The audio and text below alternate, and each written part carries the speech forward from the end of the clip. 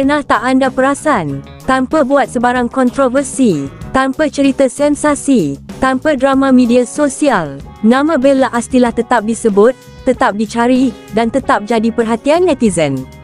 Persoalannya, apa sebenarnya yang buatkan Bella Astilah masih relevan sampai hari ini? Adakah sebab kisah hidupnya, atau kerana sikap diam yang buat orang makin hormat? Dalam video ini, kita bongkar kenapa Bella Astilah sering jadi sebutan, walaupun dia memilih untuk hidup tenang dan jauh dari kontroversi.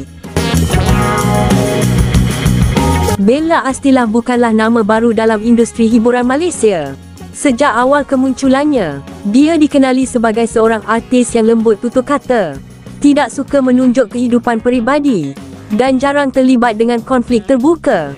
Namun, apa yang membuatkan Bella berbeza, ialah cara dia menghadapi fasa hidup yang sukar, tanpa menjatuhkan sesiapa, tanpa membuka aib, dan tanpa menjadikan media sosial sebagai tempat meluah emosi berlebihan.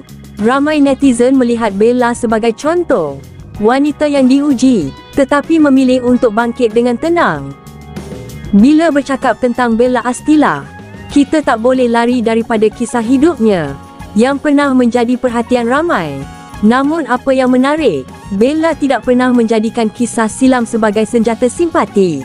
Dia memilih untuk fokus pada anak, fokus pada kerjaya, fokus pada diri sendiri, tanpa sindiran terbuka, tanpa pendedahan berlebihan, dan tanpa drama susulan. Di sinilah sebenarnya netizen mula hormat. Kerana dalam dunia hari ini, ramai orang memilih untuk bercerita, tetapi Bella memilih untuk berdiam dan sembuh. Jika kita lihat komen-komen netizen, antara ayat yang sering muncul ialah, Bella ni jenis classy, dia tak bising tapi kuat. Cara dia bawa diri tu buat orang respect. Netizen bukan hanya melihat rupa paras, tetapi cara Bella mengawal emosi dan imej diri. Bella jarang membalas kecaman, jarang menjawab spekulasi, dan jarang sekali mengulas hal peribadi secara terbuka. Dalam diam itu, orang mula nampak kematangan, dan bila seseorang artis tidak terlalu mengejar perhatian, itulah saat perhatian datang sendiri. Ada satu perkara yang sering disebut netizen, aura tenang Bella Astilah, cara berpakaian sederhana, cara bercakap yang sopan, cara membawa diri di khalayak ramai. Semua ini memberi gambaran bahawa Bella sangat menjaga maruah diri dan keluarga. Dan dalam dunia hiburan yang penuh persaingan, aura seperti ini sangat jarang ditemui. Sebab itu setiap kali Bella muncul, walaupun tanpa pengumuman besar, dia tetap mencuri perhatian. Tak dapat dinafikan, bila melibatkan artis wanita, soal jodoh sering jadi topik perbualan. Namun menariknya, perbincangan tentang Bella Astilah kebanyakannya datang dalam nada doa dan harapan, bukan kecaman. Ramai netizen berharap, jika suatu hari Bella bertemu jodoh, biarlah dengan seseorang yang menghormati dirinya, menyayangi anak-anak, dan tidak menjadikan hidupnya sebagai bahan publisiti. Itu sendiri menunjukkan betapa tinggi tahap hormat netizen terhadap Bella. Kenapa Bella masih relevan sampai hari ini?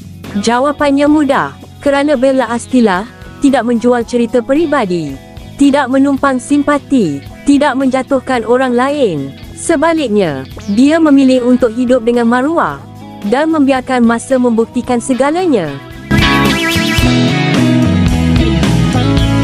Jadi, inilah sebab kenapa nama Bella Astilah masih disebut sampai hari ini. Bukan kerana kontroversi, tetapi kerana cara dia bertahan dengan tenang.